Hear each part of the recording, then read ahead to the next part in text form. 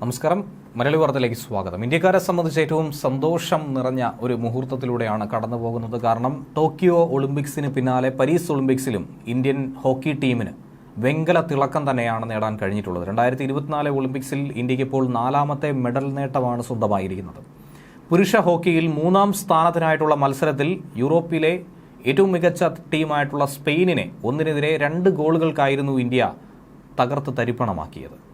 Captain Harmanpreet സിംഗിന്റെ ഇരട്ട ഗോളുകളാണ് ഇന്ത്യയുടെ വിജയത്തിൽ ഏറ്റവും പ്രധാനമായി പ്രവർത്തിച്ചത്. പാരീസ് ഒളിമ്പിക്സിൽ ഇത് ഇന്ത്യയുടെ 4ാം മെഡലാണെങ്കിൽ ഒളിമ്പിക് ഹോക്കി ചരിത്രത്തിൽ ഇന്ത്യയുടെ 3ാമത്തെ വെങ്കലമായി തന്നെയാണ് ഇതിനെ രേഖപ്പെടുത്തുന്നത്. രാജ്യാന്തര കരിയറിൽ ഇന്ത്യക്ക് വേണ്ടി തന്റെ അവസാന മത്സരം കളിച്ച മലയാളി താരം കൂടിയായിട്ടുള്ള ഗോൾ കീപ്പറായ PR ശ്രീജേഷിന്റെ മടക്ക യാത്ര എന്ന് പറയുന്നത് വെങ്കല നേട്ടത്തോടു കൂടി ആയിരിക്കുമെന്നുള്ളത് ഏറ്റവും അധികം അഭിമാനമായി മാറിയിരിക്കുന്നത് മലയാളികൾക്ക് കൂടിയാണ്. 13ാം തവണയാണ് ഒളിമ്പിക്സ് ഹോക്കിയിൽ ഇന്ത്യ ഇങ്ങനെ മെഡൽ നേട്ടം സ്വന്തമാക്കുന്നത്. PR ശ്രീജേഷിന്റെ വിരമിക്കൽ മത്സരം എന്നതുകൊണ്ട് തന്നെ ഏറ്റവും അധികം ശ്രദ്ധ പതിപ്പിച്ചൊരു മത്സരം കൂടിയായിരുന്നു ഇത്.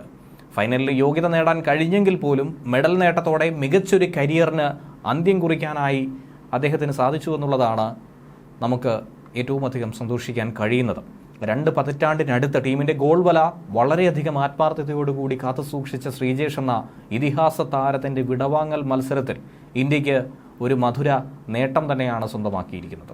ഇന്ത്യൻ ജേഴ്സിയിൽ താരത്തിന്റെ 335ാം മത്സരം കൂടിയായിരുന്നു ഇത്. രാജ്യം കണ്ട ഏറ്റവും മികച്ച ഹോക്കി ഗോൾ കീപ്പർ കൂടിയാണ് ശ്രീജേഷ്. അദ്ദേഹത്തിന് അർഹിച്ചൊരു വിടവാങ്ങൽ തന്നെ ടീമിന് നൽകാൻ കഴിഞ്ഞു എന്നുള്ള സംതൃപ്തിയും ഇക്കൂട്ടത്തിൽ പറയാനുണ്ട്. താരത്തെ തോളിലേറ്റിയാണ് മറ്റ് കളിക്കാർ ആദരവ് അർപ്പിച്ചത്. ഇനി മത്സരം എങ്ങനെ മുന്നോട്ട് പോയി എന്ന് ചോദിച്ചാൽ 2ാം ക്വാർട്ടറിൽ മാർക്ക് മിറാലസിന്റെ ഗോളിൽ സ്പെയിൻ മുന്നിലെത്തുകയായിരുന്നു.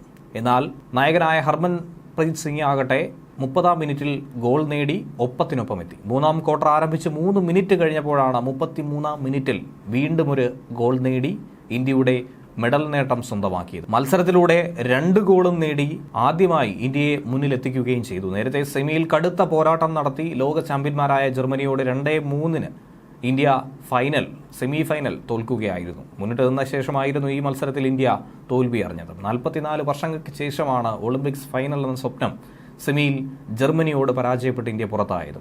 ഹോക്കി ടീമിന്റെ മെഡൽ നേട്ടത്തോടെ പാരീസിൽ ഇന്ത്യയുടെ ആകെ മെഡലുകളുടെ എണ്ണം ഇങ്ങനെ 4 ആയിരിക്കുന്നു.